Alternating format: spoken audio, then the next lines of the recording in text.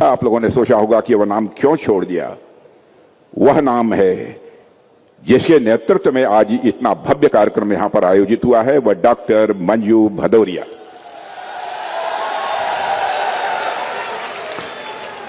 सचमुच मंजू भदौरिया को पहली बार आज मुझे सुनने का अवसर मिला है और मंजू भदौरिया को सुनने के बाद मैं ये कह सकता हूं, परमात्मा में लगता है कि जन्म से ही उनके अंदर वक्तृत्व क्षमता दी है, अपनी बातों को ठीक तरीके से लोगों के सामने प्रस्तुत करने की क्षमता दी है।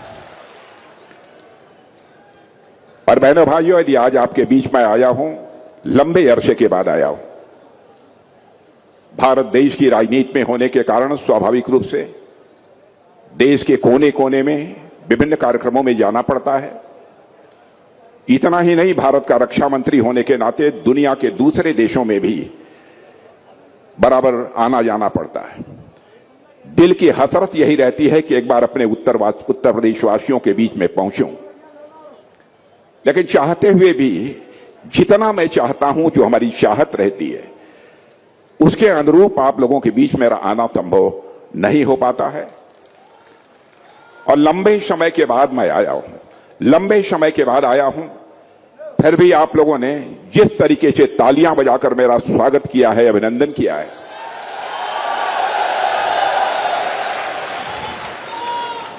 बहनों भाइयों, मैं आश्वस्त हूं कि मैं जहां रहूंगा, जिस रूप में रहूंगा, आपका स्नेह, आपका आशीर्वाद बराबर मुझे प्राप्त होता रहेगा।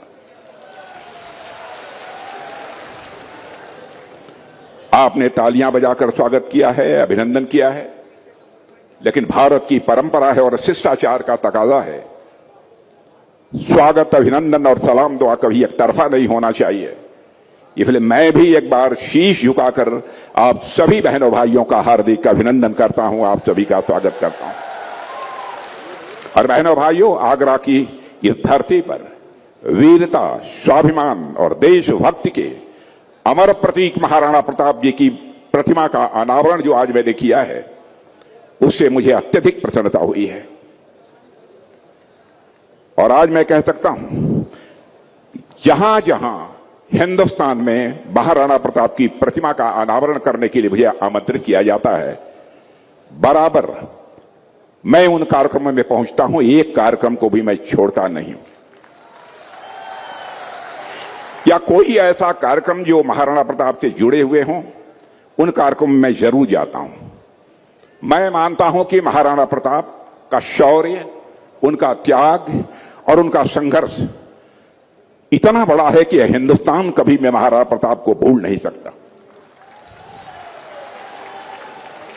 साथियों, महाराणा प्रताप केवल एक राजा ही नहीं थे, वो भारत की एक सोच के प्रतीक थे, जो किसी भी कीमत पर अपने आत्मसम्मान और मूल्यों के साथ समझौता नहीं कर सकते थे।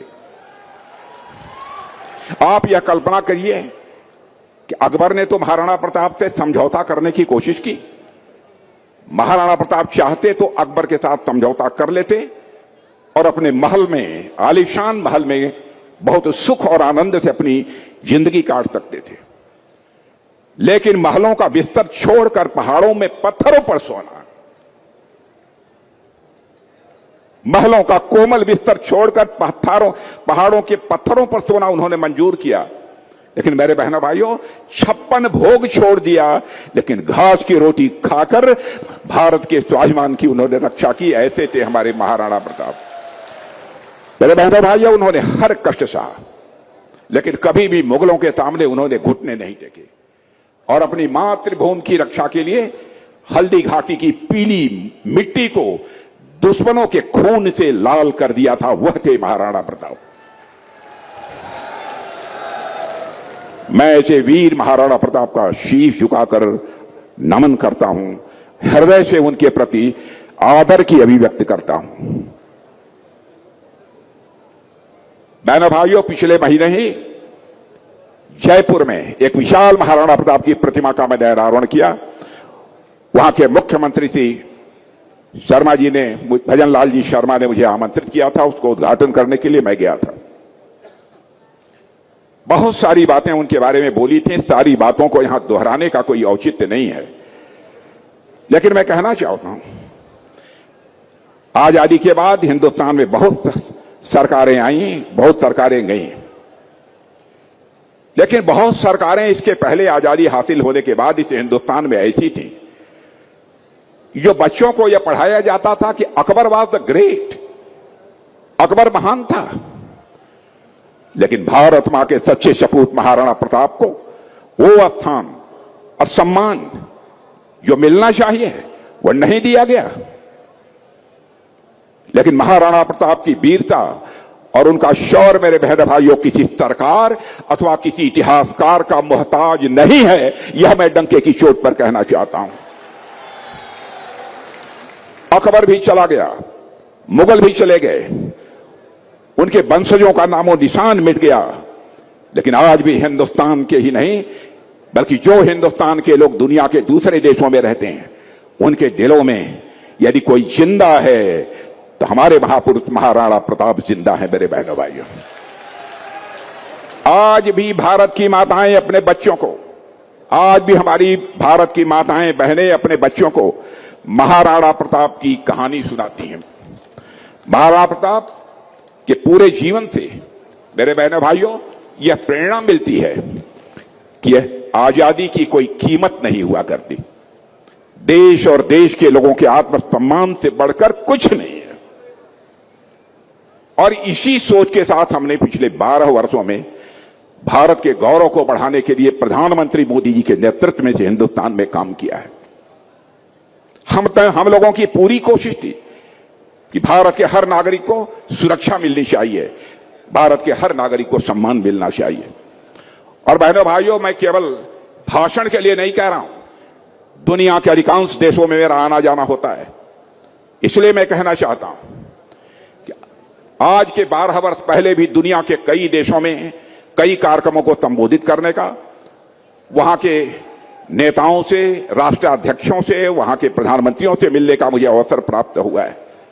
लेकिन जो भाव आज यदि हम किसी देश के राष्ट्रपति, प्रधानमंत्री अथवा रक्षा मंत्री से मिलते हैं, इस समय लोगों के मन में देखते हैं भारत के प्रति बहनों भाइयों, तो हमारा यह सीना चौड़ा हो जाता है। हमारे प्रधानमंत्री मोदी जी के नेतृत्व में अंतर्राष्ट्रीय जगत में भारत की प्रतिष्ठा बढ़ी है। मेरे बहनों भाई, अंतर्राष्ट्रीय समुदाय में भारत की प्रतिष्ठा बढ़ी है।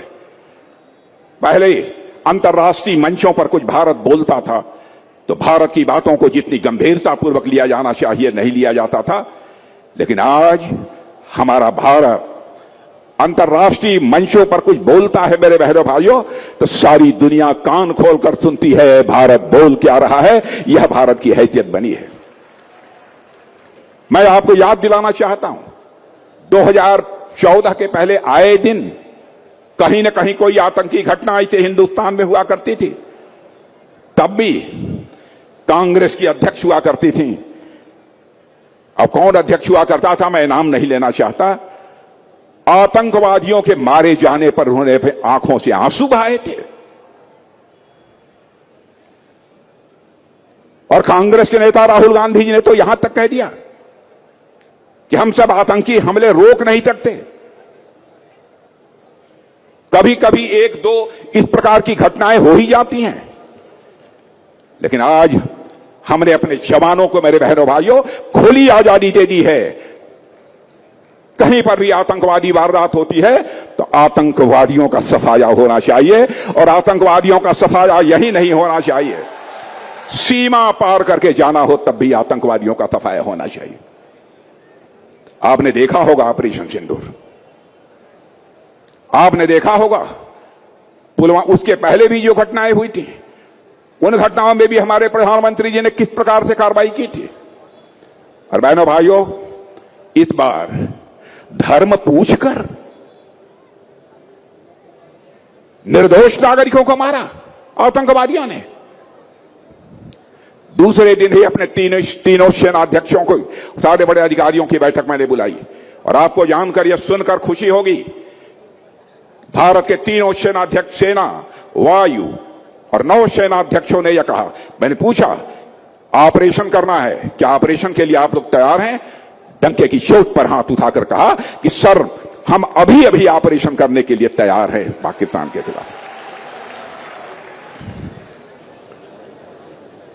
हम लोग प्रधानमंत्री मोदी जी के साथ बैठे, मैंने देखा कि हमारे प्रधानमंत्री के मन दिल के अंदर क्या दर्द है, क्या उबाल है। और बहनों भाइयों, उसके बाद जो कुछ कार्रवाई हुई है वो आप सभी अच्छी तरह जानते हैं। और आज भी मैं कहना चाहता हूं, और उस समय भी हमारे प्रधानमंत्री ने कहा था, अपनी इस प्रकार की नापाक हरकतें पाकिस्तान बंद नहीं करता है तो हमने तो अभी सिंधु नदी जो समझौता हुआ था उसको सस्पेंड कर दिया है। हमारे देश का पानी वहां नहीं जा सकता, दाना पानी को पाकिस्तान को हम मोहताज बना देंगे। बहनों भाइयों, मैं बतलाना चाहता हूं।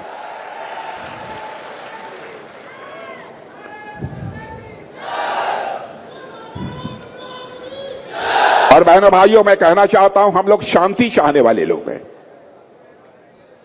लेकिन अशांति फैलाने वालों को हमेशा के लिए शांत करना भी हम जानते हैं।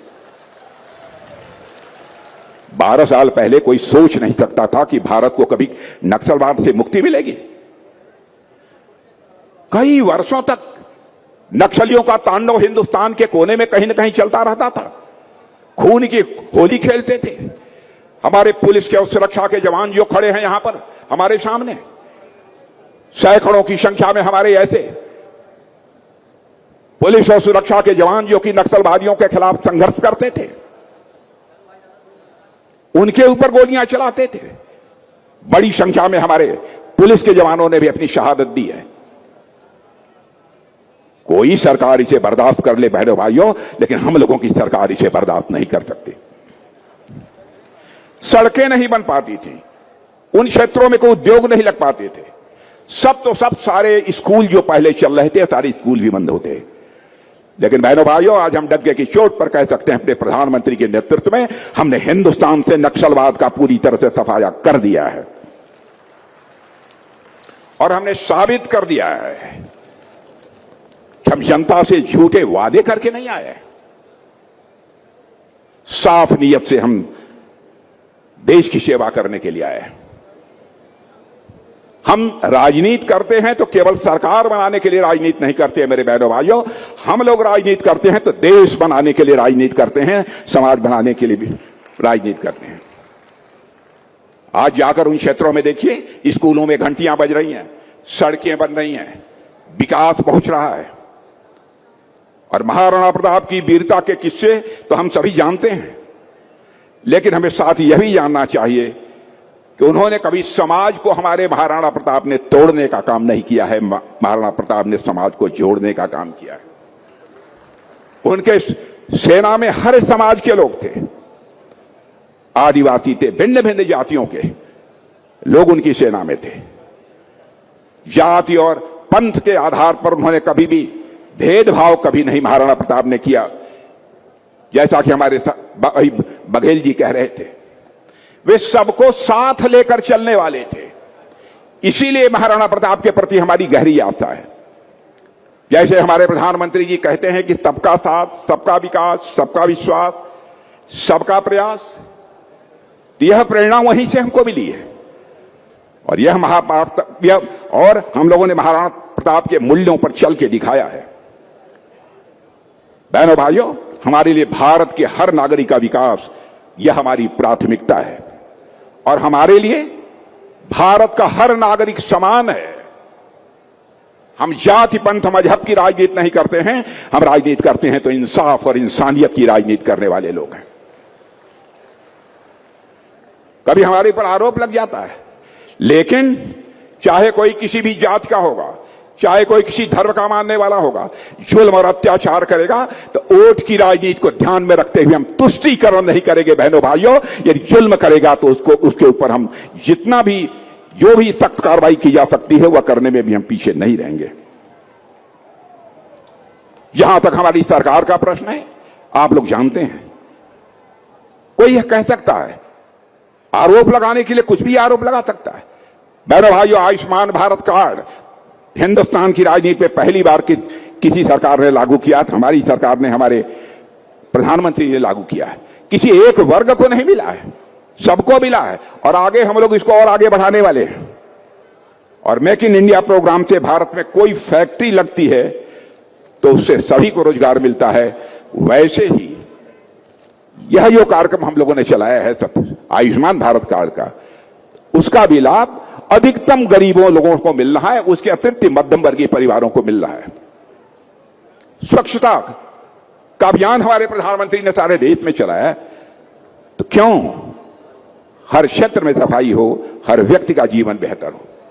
जल जीवन मिशन, क्या यह सच्चाई नहीं है कि गांव गांव तक जहां पहले नल नहीं थे, माताओं बहनों को कुएं से लेकर पानी और घड़ा सिर पर रखकर जाना पड़ता था अपने घर को वापस। उन घरों में भी हम लोगों ने जल की व्यवस्था की है, टोटी के माध्यम से उनको जल मुहैया कराया जा रहा है। प्रधानमंत्री आवास योजना के अंतर्गत गरीब परिवारों को जो आवास दिए जा सकते थे वो आवास भी हम लोगों ने दिया। इसीलिए मैं कहता हूं कि भारतीय जनता पार्टी अथवा एनडीए की हमारी सरकार यह तुष्टीकरण की राजनीति नहीं करती है, बल्कि यह संतुष्टीकरण की राजनीति करती है। जन सेवा ही प्रभु सेवा है बहनों भाइयों, यह मानकर हम राजनीति में काम करते हैं। मेरे बहनों भाइयों, हल्दी घाटी के युद्ध में भील समाज के जनजाति लोगों ने महाराणा प्रताप का बहुत ही सहयोग किया था। उनके साथ मिलकर उन लोगों ने युद्ध किया था। महाराणा प्रताप ने बराबर उन लोगों को शीश झुकाकर सम्मान दिया है।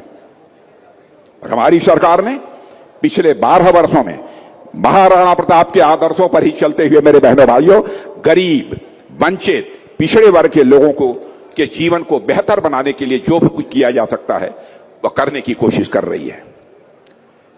यह दर्शाता है कि मोदी जी कामदारों का सम्मान करते हैं, वह केवल नामदारों का सम्मान नहीं करते हैं। और बहनों भाइयों, मैं आपको यह भी बताना चाहता, बहुत सी सरकारें आपने आती जाती देखी होंगी, पार्टियों को बनते हुए बिगड़ते हुए भी आपने देखा होगा। बहुत से नेताओं को जनता का समर्थन पाते हुए और जनता का समर्थन खोते हुए भी आपने देखा होगा। और आपको पता है, राजनीति में कुछ समय के बाद अक्सर नेताओं को जनता पसंद करना बंद कर देती है या उनका लोकप्रियता का ग्राफ धीरे धीरे गिरने लगता है। लेकिन मोदी जी के बारे में नहीं कहा जा सकता बहनों भाइयों। आज भी इस दुनिया में सर्वाधिक सम्मान प्राप्त कोई नेता है, हमारे और आपके प्रधानमंत्री नरेंद्र मोदी है बहनों भाइयों। यह हम सब भारतवासियों के लिए गौरव का विषय है। जो कहते हैं वह करते हैं। पिछले 13 सालों तक गुजरात के मुख्यमंत्री रहे और 12 वर्षों तक हिंदुस्तान के प्रधानमंत्री हैं। क्या कोई मां का लाल उंगली उठाकर कह सकता है कि मोदी जी के चाहे गुजरात की सरकार रही हो मुख्यमंत्री के रूप में, चाहे यहां पर प्रधानमंत्री के रूप में उनकी सरकार हो, एक भी कोई भ्रष्टाचार का आरोप लगा हो बहनों भाइयों? और मैं भी कहता हूं, जिस दिन हमारे ऊपर भी कोई भ्रष्टाचार का आरोप लग जाएगा, 45 वर्षों से सक्रिय राजनीति में अपनी भूमिका निभा रहा हूं बहनों भाइयों, किसी की हिम्मत है? लेकिन आज तक कोई नहीं लगा पाया। भारत देश की जनता का विश्वास हम सबको प्राप्त है और यह विश्वास हमारी सरकार के प्रति पूरी दुनिया में कायम है। और मेरे बहनों भाइयों, प्रधानमंत्री मोदी जी ने को आपको जानकारी होगी समाचार पत्रों के माध्यम से, दुनिया के 32 देशों का जो सर्वोच्च सम्मान होता है वह हमारे आपके प्रधानमंत्री मोदी जी को दुनिया के देशों ने दिया है। और मैं समझता हूं कि यह केवल मोदी जी का सम्मान नहीं है, बल्कि भारत के 140 करोड़ भारतीय जनता का यह सम्मान है। मेरे बहनों भाइयों, हम जो सोचते हैं वह बोलते हैं और जो बोलते हैं करके दिखाते हैं। हमने कहा था जम्मू कश्मीर से धारा 370 समाप्त करेंगे और आपने देखा, चुटकी बजाकर हम लोगों ने धारा 370 समाप्त कर दिया बहनों भाइयों।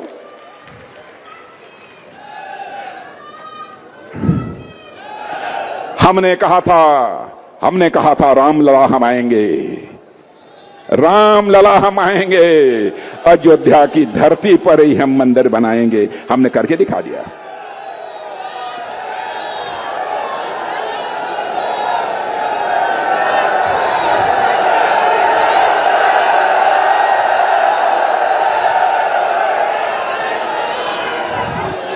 बहनों भाइयों, हम राजनीति करने में डरते नहीं हैं।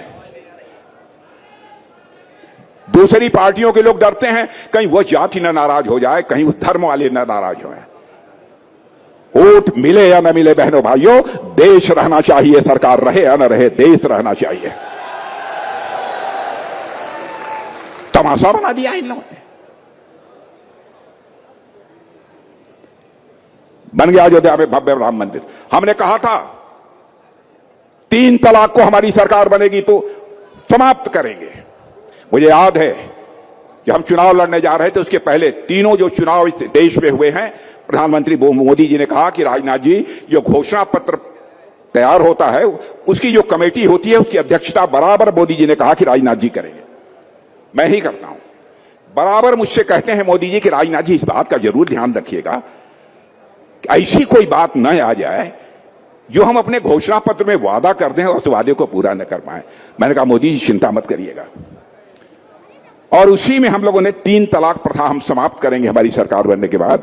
और बहनों भाइयों, चुटकी बजाकर हमने 3 तलाक की प्रथा को समाप्त किया। हमने यह कहा था कि देश में घुसपैठियों को हम देश से बाहर करेंगे। अब तो टेलीविजन के पर्दे पर शायद आप देखते होंगे कैसे घुसपैठी अपना अपना सब लिए दिए अपना भारत की सीमा के बाहर भाग रहे हैं। आपने टेलीविजन के पर्दे पर देखा था। बहनों भाइयों, हमारी कथनी और करनी में कोई अंतर नहीं है। शायद इसीलिए जनता का प्यार और जनता का आशीर्वाद हम सबको प्राप्त है। और बहनों भाइयों, मैं साफ कर देना चाहता हूं, हमारे कुर्सी से प्यार नहीं है, प्यार है तो हमारे भारत देश से प्यार है।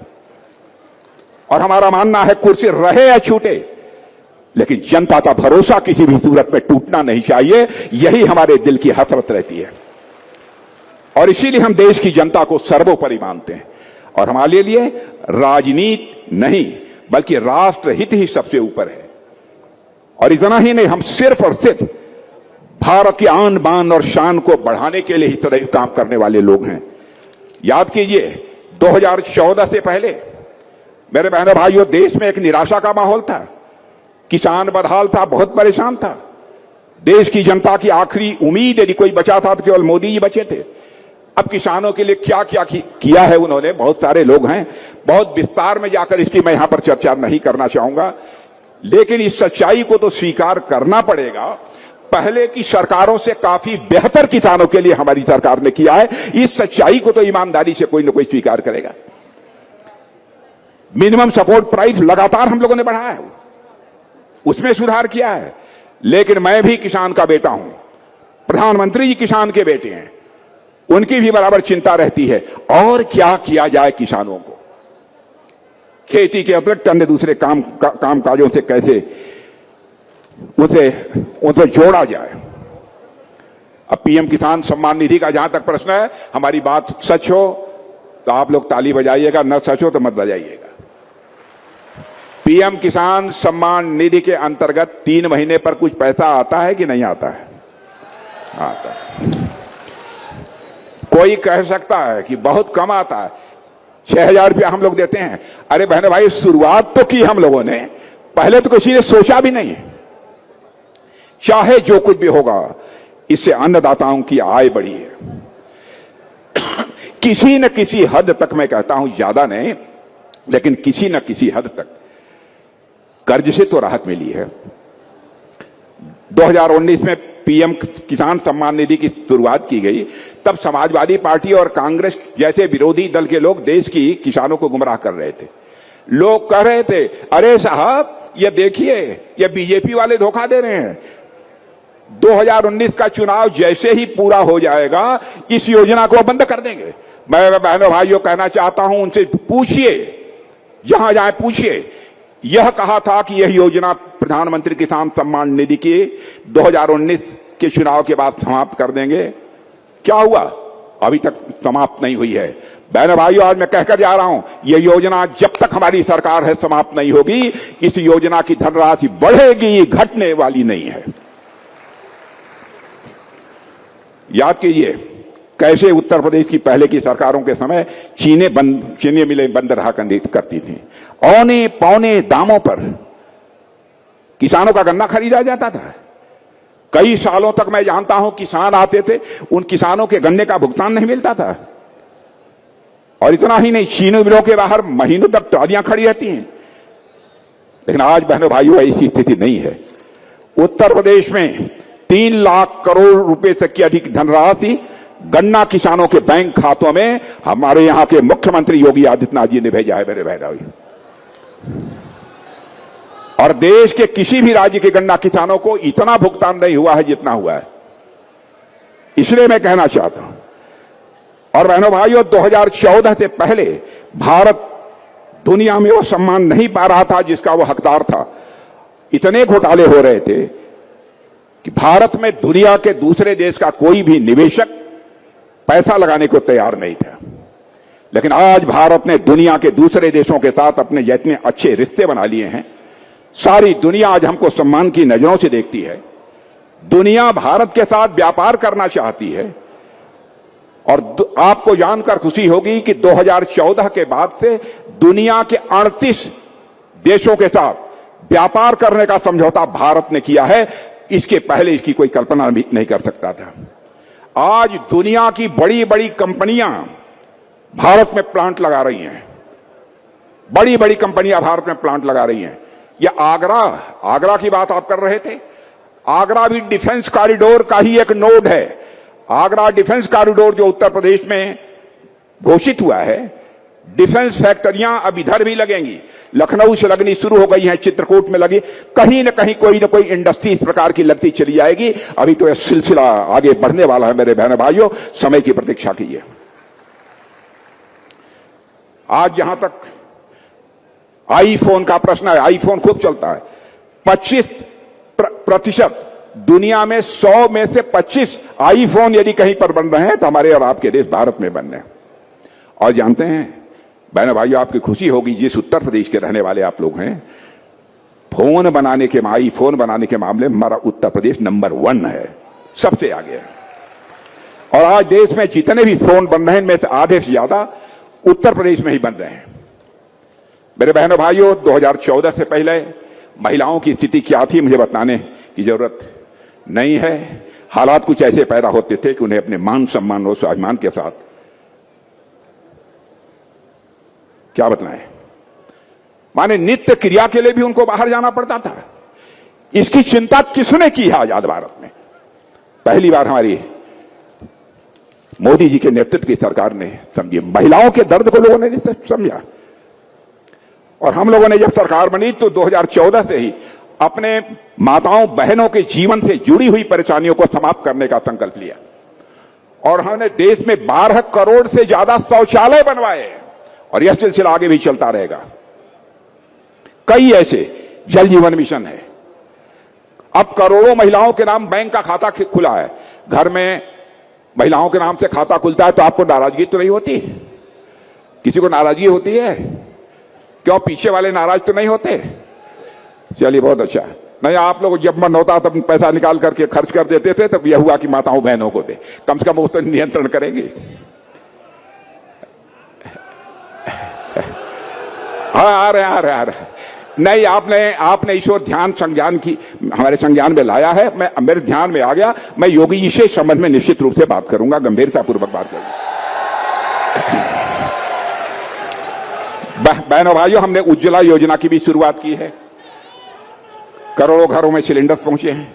आयुष्मान भारत की शुरुआत की है। महिलाओं के लिए दवाई और पढ़ाई के साथ साथ कमाई का भी जरिया बढ़ाया है।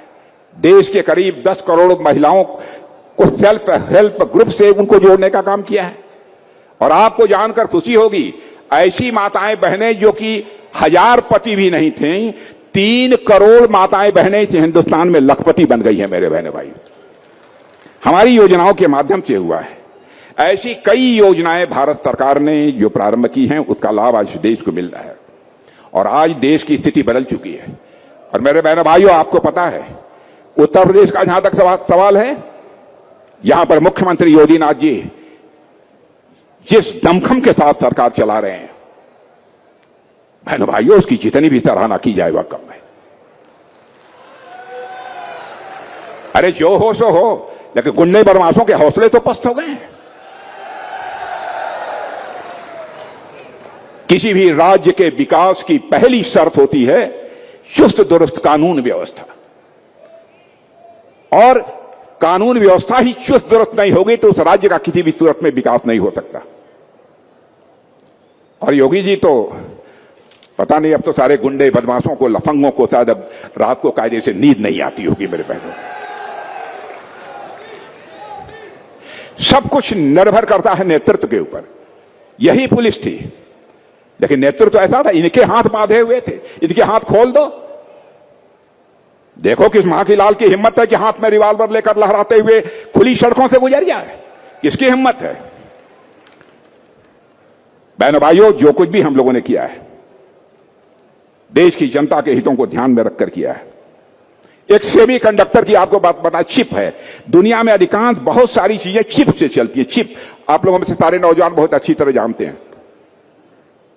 और भारत में जितनी आवश्यकता है, मुझे जो बतलाया गया है कि 19 अरब यानी 1900 करोड़ सेमीकंडक्टर चिप चाहिए होती है, हर साल चाहिए होती है। भारत आज तक इस चिप को दूसरे देशों से, मेरे बहनों भाइयों, खरीद रहा था। और कांग्रेस के समय भी 1960 में भी यह बात चली थी, वो नहीं कर पाए। 2005 में भी उन्होंने बात चलाई थी, नहीं कर पाए, लेकिन हमने उसको कर दिया। और लेकिन आज प्रधानमंत्री जी ने देश की जरूरतों को समझा है और उन्होंने सेमी कंडक्टर इंडस्ट्री को बढ़ावा दिया है। और बहुत से लोगों ने कहा है कि भारत के पास चिप बनाने की क्षमता नहीं है, लेकिन ऐसे लोगों के मुंह पर, मेरे बहन भाइयों, तमाचा लग गया है। और हमने पिछले साल ही देश की पहली made in India semi conductor chip बना ली है। जितना अधिकतम किया जा सकता है अल्प समय में, वो करने की हम लोगों ने कोशिश की है। और मेरे बहन भाइयों, आज दुनिया का कोई भी देश अकेले आगे बढ़ना चाहे तो नहीं बढ़ सकता है। देश की जनता का सहयोग चाहिए। आपने आशीर्वाद दिया है, आपने सहयोग दिया है, इसलिए हमारे कदम तेजी के साथ आगे बढ़ रहे हैं। और आपको जानकर खुशी होगी, लोग गरीबी की चिंता करते हैं। दुनिया के दूसरे देशों की तरफ कोई नहीं देखता। जो संसाधन है, जितना जो कुछ भी हो सकता, सब कुछ लगा रहे हैं। लेकिन आपको जानकर खुशी होगी, भारत जितनी तेजी के साथ आगे बढ़ रहा है, या मैं नहीं कह रहा हूं, पढ़े लिखे लोगों से मैं कहूंगा कि आप भी चले जाइएगा, कहीं भी कोई डाटा उठाकर देख लीजिएगा। दुनिया में सर्वाधिक तेजी से आगे बढ़ने वाली अर्थव्यवस्था यदि किसी देश की है तो हमारे और आपके देश भारत की है, मेरे बहनों भाई। और मैं कहना चाहता हूं, बहनों भाइयों, देश ऐसे ही आगे बढ़ता जाएगा, इसको कोई रोक नहीं पाएगा। हम हर देश के हर कोने में, हर जिले में कोई न कोई एक प्रोडक्ट बनाने की तरफ फोकस कर रहे हैं। और यहां पर भी योगी जी ने बहुत अच्छा काम किया है। आगरा का पेठा है, हाथरस की हींग है, फिरोजाबाद में बनी कांच की मूर्तियां हैं, मथुरा का पेड़ा है, अलीगढ़ के ताले हैं, और ऐसे ही अन्य जिलों में कई ऐसी चीजें हैं जो वहां बनती हैं। उनकी एक अपनी विशेष पहचान है। सोचिए, आजादी के पहले किसी ने इसकी ओर ध्यान ही, आजादी के बाद किसी भी सरकार ने इस ओर ध्यान ही नहीं दिया कि यह जो प्रोडक्ट्स जो बनते हैं जिलों में, इन प्रोडक्ट्स को विदेशों में भी पहुंचाया जाना चाहिए। इसकी चिंता कभी किसी ने नहीं की। और यह चिंता यदि कोई कर रहा है तो हमारी कर रही है, हमारी सरकार कर रही है। और बहनों भाइयों, इस दृष्टि से भी मैं यहां के मुख्यमंत्री योगी जी को बधाई देना चाहता हूं। और मेरे बहनों भाइयों, पिछले 12 वर्षों में जो बदलाव आया है वह इतना बड़ा है कि मैं कई दिनों तक बात कर सकता हूं। लेकिन अगर मुझसे एक सबसे बड़ा बदलाव पूछा जाए क्या आया है, तो मैं कहूंगा, जो भारत 2014 से पहले हताश था, निराश था, आज उम्मीद, ऊर्जा, हौसलों और आत्मविश्वास से भारत भरा हुआ है। तेजी से भारत विकास की ओर अपने कदम बढ़ा रहा है और भारत आत्मनिर्भर बनने की ओर भी कदम बढ़ा रहा है।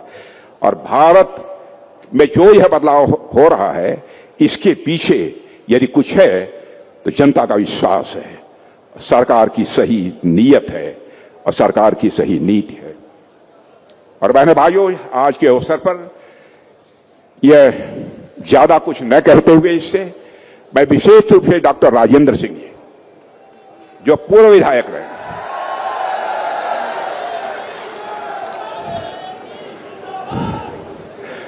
साहब, मैंने प्रतिमाएं देखी हैं, लेकिन क्या अच्छी प्रतिमा महाराणा प्रताप की, बिल्कुल घोड़े पर सवार महाराणा प्रताप की प्रतिमा बनाई है। मैं डॉक्टर राजेंद्र सिंह जी आपको बधाई देना चाहता हूं, और एक बार डॉक्टर राजेंद्र सिंह जी और साथ ही साथ उनकी बहू मंजू भदौरिया, इन दोनों को हाथ उठाकर आशीर्वाद आप लोग दे दीजिए, यह मैं आप सबसे अनुरोध करना चाहता हूं। बहुत अच्छा काम किया है, और इस कार्यक्रम में आपने मुझे आमंत्रित किया, और बहने भाइयों, सच बताऊं कि यह मेरा सौभाग्य है कि यह अवसर मिल गया आप लोगों के बीच आने का। अभी पिछले 2 दिन से मैं हैदराबाद में था। आप लोगों ने समाचार पत्रों में देखा होगा, लगातार कार्यक्रम कहीं न कहीं लगते रहते, लेकिन उत्तर प्रदेश में जब आने का अवसर प्राप्त होता है तो मुझे बेहद खुशी होती है। और मैं देख रहा हूं जो लोग धूप में खड़े हैं, साफ धूप में जो खड़े हैं आप लोग, इतनी देर से मैं बोल रहा हूं, फिर भी धैर्य बनाकर आपने मेरी बातों को सुना है। मैं भी एक बार फिर से आप सबके लिए भी अपना शीश झुकाकर आप सबके प्रति आभार व्यक्त करता हूं, आप सबका अभिनंदन करता हूं। आप सबको बहुत बहुत धन्यवाद। बोलिए भारत माता की, भारत माता की। राजनीति हो या क्रिकेट, देश विदेश की ब्रेकिंग हो या आपके मोहल्ले की बड़ी खबर, सब मिलेगा एक ही ऐप में, सबसे तेज और भरोसेमंद। अभी डाउनलोड करें दैनिक भास्कर डिजिटल।